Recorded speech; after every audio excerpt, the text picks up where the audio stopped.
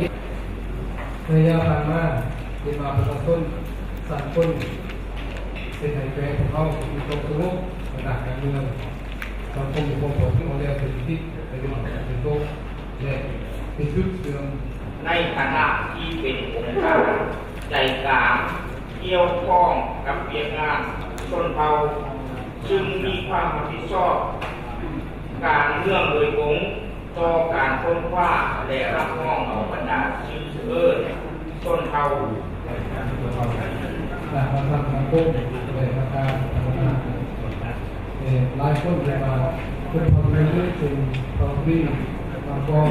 ในการเลือกออกมาจากคุณในยามมากเลยมีการทุกขั้วนะก็ไปนี่เป็นปฏิบัติตามรู้สึกเป็นเกียรติในความภูมิใจเป็นอย่างนี้ในการนะครับหลักการก็แต่เราต้องการออกสอบนะครับก็การทุกข์สมัยสังคมศาสตร์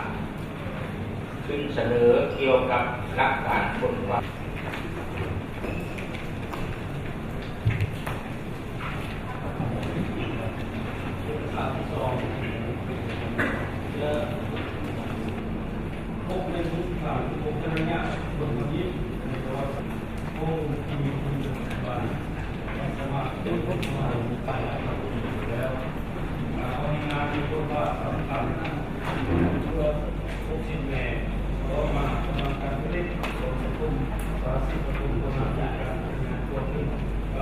โครงการ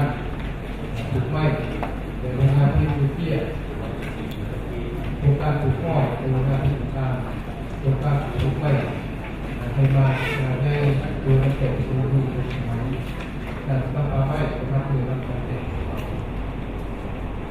ทางนี้โดยตัวใจของตัวเองนำประธานของคุณดูสุขภาพเองดูทำลายสมบูรณ์เช็คคุณดูแบบนี้นะครับโดยพ่อแม่ก็ได้เป็นผู้กล้าเป็นคนที่ปานนี้มาสร้างเป็นเองที่เขาเป็นคนที่ทุกคนดูสุขภาพเองมีทำลายสมบูรณ์